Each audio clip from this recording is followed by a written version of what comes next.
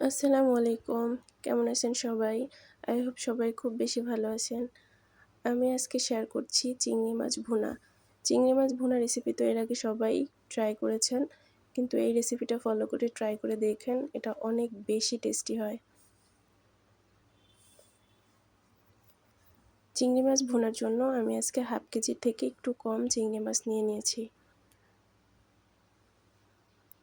চিংড়ি মাছটিকে ভালো করে পরিষ্কার করে মেরিনেট করার জন্য আমি এখানে হলুদ গুঁড়া, মরিচ গুঁড়া আর সামান্য লবণ দিয়ে এটাকে মেরিনেট করে নিচ্ছি।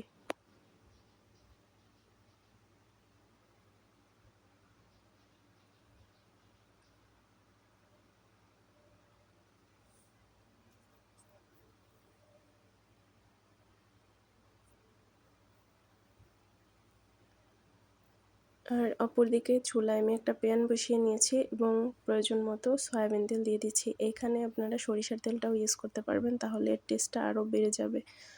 আর তেলটা বেশি নেওয়ার একটা কারণ হচ্ছে মাছটা খুব ভালো করে ভাজা হবে এবং পরে যখন আমরা পেঁয়াজ কুচিটা দিব তখন খুব দ্রুত ওটা সফট হয়ে আসবে। আর এখানে একটা টিপস আছে, সেটা হলো মাছটাকে আপনারা 30 সেকেন্ডের বেশি ভাজি করবেন না। এই পিঠ ও পিঠ মোট 30 সেকেন্ড 15 সেকেন্ড করে দুই পাশটা ভেজে নিতে হবে। তাহলে মাছের মধ্যে যে একটা জুসিনেস ভাব এবং সফটনেস এটা বজায় থাকবে। ওভারকুকড করলে মাছটা আর খেতে মজা লাগবে না। দেখতে পাচ্ছেন আমি কিভাবে ভাজতেছি, এখানে কিন্তু ওভারকুকড হচ্ছে না, সামান্য একটু ভেজে নিচ্ছি জাস্ট।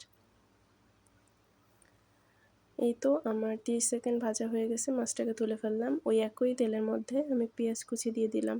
আর অবশ্যই চেষ্টা করবেন পেঁয়াজটাকে খুব ভালো করে কুচি করে নিতে, তাহলে হবে কি পেঁয়াজটা সফট হতে সময় লাগবে না এবং মশলার সাথে খুব ভালোভাবে মেল্ট হয়ে যাবে।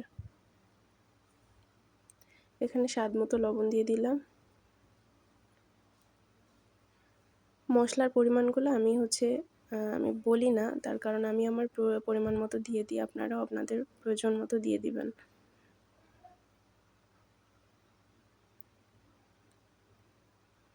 আর পেঁয়াজটা ততক্ষণ ভাজবো যতক্ষণ না পেঁয়াজটার কালারটা চেঞ্জ হয়ে বাদামি কালার হয়ে যাচ্ছে। কালারটা চেঞ্জ হয়ে যখন বাদামি কালার হয়ে যাবে সেই পর্যায়ে আদা রসুনের পেস্ট দিয়ে দেব এবং সেটা পেঁয়াজের সাথে খুব ভালোভাবে কষিয়ে নেব।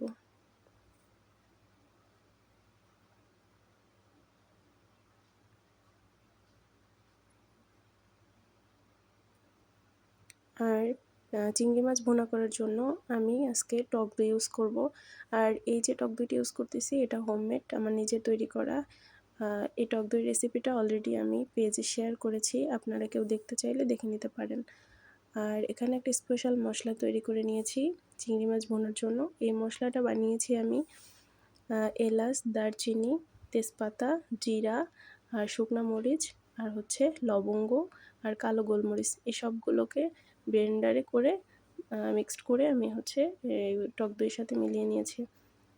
আর এদিকে স্বাদের জন্য আমি একটু গুঁড়া মরিচ আর হলুদ দিয়ে নিলাম এবং এটাকে খুব ভালো করে কষিয়ে নেব।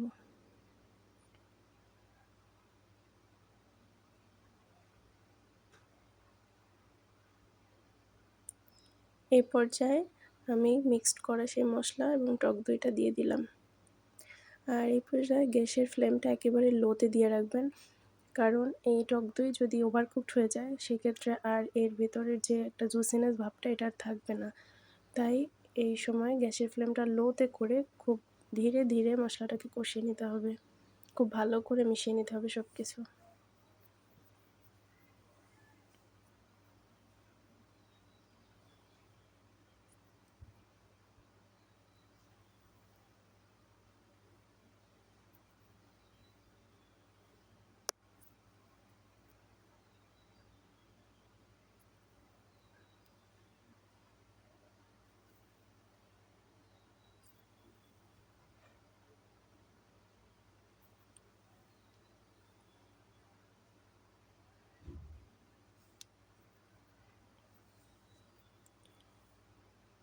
আমি চিংড়ি মাছ ভুনা করার জন্য খুব বেশি পানি ব্যবহার করব না, কষানোতে একবার সামান্য একটু পানি ব্যবহার করব।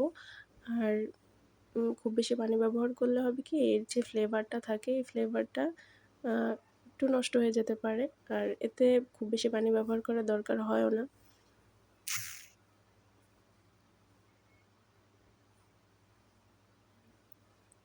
আমি সামান্য একটু পানি দিয়ে দিয়েছি এবং এটাকে ততক্ষণ কষাবো যতক্ষণ না এই মশলাটা থেকে তেলটা সেপারেট হয়ে যাচ্ছে। তেলটা যখন উপরে ভেসে উঠবে তখন বুঝতে পারবো যে আমাদের কষানোটা কমপ্লিট, এবং সেই পর্যায়ে হচ্ছে মাছগুলোকে দিয়ে দিব।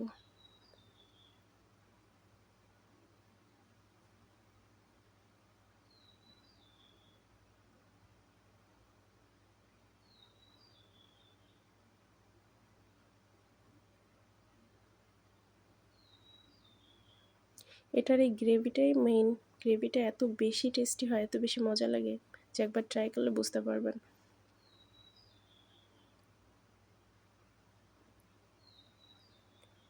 এই তো যখন তেলটা ভেসে উঠছে তখন আমি চিংড়ি মাছগুলো দিয়ে দিলাম এবং এটাকে একটু ভালো করে নেড়েচেড়ে তারপর সামান্য একটু পানি দিয়ে ঢেকে দিব।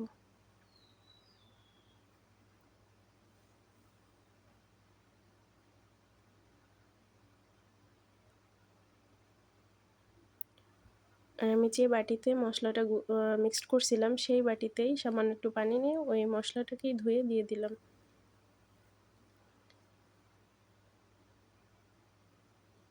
এর গ্রেভিটা এবং কালারটা দেখেই হয়তো আপনারা বুঝতে পারছেন কতটা জুসি হয়েছে। ধোয়া ওঠা গরম ভাতের সাথে এটা জাস্ট জমে যায়। আর আমাদের বাগেরহাটে তো চিংড়ি মাছ বিখ্যাত। আমরা এটা অনেক ট্রাই করি, আপনারাও এটা ট্রাই করে দেখেন।